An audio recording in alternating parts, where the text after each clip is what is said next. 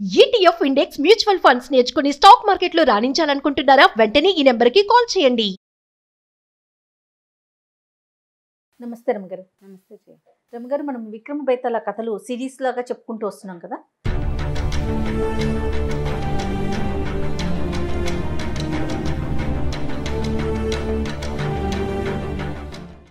అందులో భాగంగా ఒక కథ చెప్పుకుందాం ఈరోజు. కొంచెం గ్యాప్ వచ్చింది కదా. అవును. మళ్ళీ మనం మొదటి నుంచి వెళ్ళాలన్నమాట. పట్టుబదలని విక్రమార్కుడు మళ్ళీ వెనక్కి నడిచి వెళ్ళాడు, చెట్టు ఎక్కాడు, శవాన్ని భుజాన్ని వేసుకున్నాడు, దిగాడు. ఈ శవాన్ని ఆశ్రయించుకున్న భేతాళుడు, నీకు చాలా సాహసివి, నువ్వు నీకు ఎంత ఓపిక ఉంది, ఎన్నిసార్లైనా మళ్ళీ వస్తున్నావు, సరే నీకు మార్గాయాసం తెలియకుండా ఒక కథ చెప్తాను అని ఒక కథ చెప్పడం మొదలుపెట్టాడు. ఏం చెప్పాడట కథ? పూర్వం అట అవంతిక నగరంలో ఒక పద్మశాలి కుటుంబం ఉండేది. పద్మశాలి కుటుంబంలో ఒక కుర్రాడు ఉండేవాడు. వాడు చాలా బుద్ధిమంతుడు, చక్కగా బట్టలు అవి నేసి చాలా బుద్ధిగా ఉండేవాడు. అయితే ఏంటంటే ఈ అవంతిక నగరానికి ఊరు వెలుపల చాలా పెద్ద కాళికాదేవి గుడి ఉండేదట. 18 అడుగుల విగ్రహం, చాలా పెద్దది. ఆ 18 చేతులు కూడా ఉన్నాయి ఆవిడికి. అసలు చాలా ఎక్సలెంట్గా ఉండేదట. ఎదురుగుండా కాళీకుండం అని ఒక పెద్ద సరస్సు కూడా ఉండేది.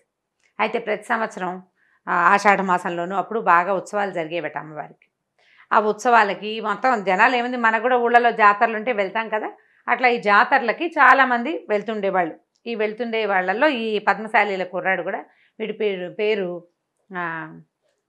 ఏమని చెప్దాం, వీరసేనుడు. ఈ వీరసేనుడు కూడా వెళ్ళాట. ఒకసారి వెళ్తే అక్కడ ఒక అమ్మాయి కనిపించింది ఇతనికి. పిల్ల చాలా నచ్చింది అతనికి. అయితే ఇంటికి వచ్చాడు. కానీ ఇప్పుడు ఒక అమ్మాయి కనపడింది. వాళ్ళు బట్టలే తెచ్చారు. మామూలుగా ఇదివరకటికి ఇప్పటికీ డిఫరెన్స్ ఏంటంటే, కుల వృత్తులు ఉన్నవాళ్ళు తమ వృత్తులు మనుషుల్ని గుర్తుపట్టగలిగే ఆస్కారాలు, అవకాశాలు ఉండేవి. ఇప్పుడు పద్మశాలీలు ఈ వస్తువు తేవాలి, కుండలు చేసేవాళ్ళు అమ్మవారికి ఈ వస్తువులు తేవాలి, లేకపోతే కమ్మరి పని చేసేవాళ్ళు ఇవి తెస్తారు. వాళ్ళు తెచ్చిన వస్తువుని బట్టి వాళ్ళ కులం ఏమిటి, అంటే వాళ్ళ వృత్తి ఏమిటి, వాళ్ళు ఏ జాతికి చెందిన వాళ్ళు క్లియర్గా తెలిసేది. వీళ్ళు బట్టలు పట్టుకెళ్ళారు. అట్లాగే బట్టలు చీరలు తీసుకొచ్చిన ఒక కుటుంబంలో ఉన్న అమ్మాయిని గుర్తుపట్టాడు ఇతను, మనవాళ్లే వీళ్ళు అని. ఆ అమ్మాయి అతనికి చాలా నచ్చింది. కానీ ఈ పెళ్లి చేసుకోవడానికి దానికి వాళ్ళని ఎలా అడగాలో తెలియలే. ఇతనితో పాటు వాళ్ళ అమ్మ నాన్న ఎవరూ రాల. ఇంటికి వెళ్ళిపోయాడు. ఒక 3-4 రోజులు ముభావంగా ఉన్నాడు. ఆ పిల్లని గురించి ఆలోచిస్తున్నాడు, ఏం చేయాలో తెలియక. అయితే వాళ్ళ నాన్న ఈ బట్టలు నేస్తున్నప్పుడు దారాలు తెగిపోతుంటే అడిగాడు, ఏమిటో దారాలు తెంపేస్తున్నావు, అన్యమనస్కంగా ఉన్నావు, నీ మనసు ఎక్కడో ఉంది, సరిగ్గా ఏం జరిగింది, అక్కడ ఏమైనా గొడవ అయిందా, ఎవరితోటన్నా మాట్లాడేవా అని అడిగితే, కాదు నాన్న, అక్కడ ఒక అమ్మాయిని చూశాను అని చెప్పేసరికి వాళ్ళ నాన్న అన్నట్టు, అంత ఆలోచన ఎందుకురా, మన వాళ్ళే కదా, అమ్మాయి ఎవరు ఏమిటో పేరు చెప్పండి. ఏదో పేరు చెప్పాడు, శుభలక్ష్మో వెంకటలక్ష్మో మొత్తానికి ఒక పేరు. సరే ఈయన ఏం చేశాడు, ఎవరు ఏ టైంకి వచ్చారు, ఏ బట్టలు తెచ్చారు, వాళ్ళ నాన్న అమ్మ ఎలా ఉన్నారని కనుక్కుని, వాళ్ళైతే మనకు తెలిసిన వాళ్ళేనని, సరే ఈ ఊరికి ఇంకో పక్కగా ఉన్నారనమాట వాళ్ళకి కబురు చేశాడు. కబురు చేసేసరికల్లా వాళ్ళు ఒప్పుకున్నారు పెళ్ళికి. అమ్మాయిని తీసుకొచ్చి పెళ్లి చేశారు. హాయిగా సంతోషంగా ఉండేవాడు ఈ వీరసేనుడు భార్యతోటి. అయితే ఏమైందట, ఇప్పుడు ఊరికి ఒక పెడలో వీళ్ళున్నారు, రెండో పెడలో వాళ్ళు ఉన్నారు. ఊరికి మధ్యకి, అంటే బయటికి, ఊరు బయట మధ్యకి అమ్మవారి గుడి ఉంది. అయితే ఏమైందట, సంక్రాంతి పండుగ ఏదో వచ్చింది. పండగలకి అల్లుళ్ళని తీసుకెళ్తారు కదా. అయితే బావమరిది వచ్చాడు ఈ వీరసేనుడిని తీసుకెళ్ళటానికి, చెల్లెల్ని వీరసేనుడిని తీసుకెళ్ళటానికి. అయితే ఇవి సామాన్యమైన కుటుంబాలే, బళ్ళు రథాలు అవి ఉన్నవాళ్ళు కాదు. కాలినడకనే బావమరిది వచ్చాడు. ఎవరిదో తెలిసిన వాళ్ళ బండి వస్తే బండిలో ఎక్కొచ్చాడు. ఈ చెల్లెల్ని బావని తీసుకెళ్దాం అనుకున్నాడు.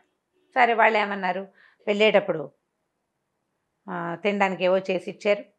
అక్కడి నుంచి 4 రోజుల్లో మా పిల్లాన్ని మళ్ళీ పంపించేసేయమని ఏదో చెప్పారు. 2 పూటలు ఉంచుకున్నారు. బావమరిదిని బయలుదేరారు. బావమరిది, భార్య, అంటే అన్న చెల్లెలు భర్త, వీళ్ళు ముగ్గురు బయలుదేరారు. ఈ నడిచి వెళ్తుంటే ఏమైంది, కాళికాదేవి గుడి వచ్చింది. అది దాటి రెండో పక్కకి తిరిగితే వాళ్ళ ప్లేస్ వస్తుంది అనమాట, అత్తారిల్లు వస్తుంది. అయితే ఏమైంది, బయట కూర్చుంటే అట్లా చల్లగా బాగుంది. అబ్బాయి అన్నాడు, అమ్మవారి దర్శనం చేసుకుందామా అన్నాడు. ఈ అన్న చెల్లి అన్నారు, ఓ పువ్వు లేదు, కాయ లేదు, ఊరెళ్ళడానికి బట్టలు తీసుకున్నాం, అమ్మవారి గుళ్ళకి ఒట్టి చేతులతోటి వెళ్తామా, వద్దన్నారు. అనేసరికల్లా ఇతనికి వెళ్ళాలి అనిపించింది. నేను వెళ్తాను అన్నాడు. వీళ్ళు ఏమన్నారు, మేము బయటకు వచ్చుంటాం, నువ్వు వెళ్ళి దండం పెట్టుకురా, అంతగా అయితే తిరిగి వచ్చేటప్పుడు ఏమైనా పళ్ళు ఫలాలు ఇంటి దగ్గర నుంచి కొబ్బరికాయ పువ్వులు గివ్వులు తీసుకుని వస్తామన్నారు. ఇతను లోపలికి వెళ్ళాడు. లోపలికి వెళ్తే మామూలుగా కొంచెం జనసమర్థంగా హడావిడిగా ఉంటుంది. వీళ్ళు ఉత్సవాలప్పుడే వెళ్తున్నారు. ఖాళీగా ఉన్న దేవాలయాన్ని అతను ఎప్పుడూ చూడలే.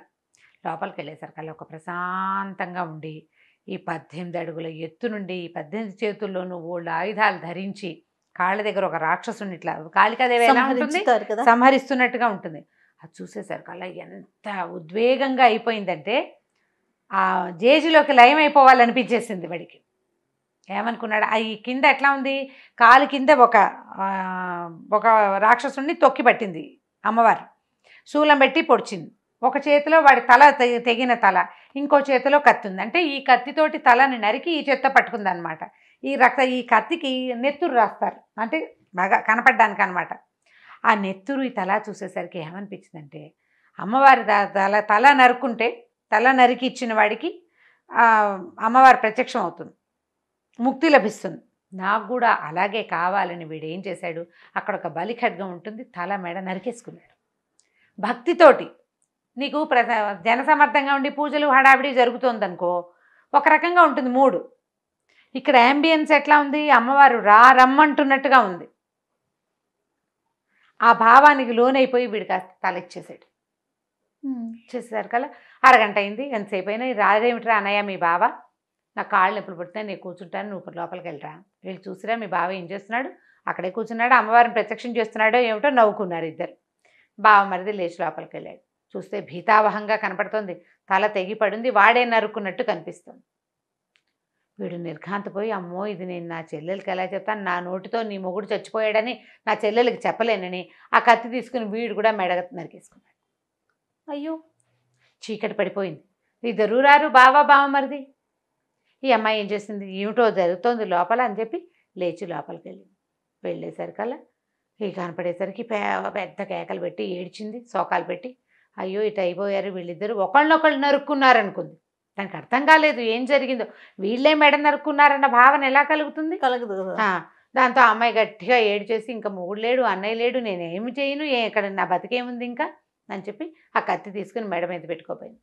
అక్కడి నుంచి జేజీ లోపల నుంచి ఒక స్వరం వినపడింది, అమ్మాయి వీళ్ళని ఎవ్వరూ సంహరించలేదు, భక్తిభావానికి లోనయ్యి నీ భర్త తన తలనిచ్చాడు, బతకగోరే బావమరిది పోయాడు బావని చెప్పలేని దుస్థితిలో రెండోవాడి మెడ నరుక్కున్నాడు.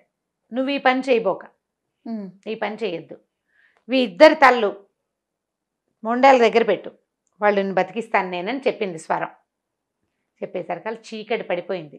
అమ్మవారి గుళ్ళో చిన్న దీపం మిణుకుమంటూ పెద్ద జేజీ, భీతావహంగా ఉన్న వాతావరణం, నెత్తురు, మెడ నరికితే నెత్తురు కనపడదు. ఈ అమ్మాయి కన్ఫ్యూజన్లో అన్న మెడ భర్తకి, భర్త మెడ అన్నకి తలకి పెట్టేసింది.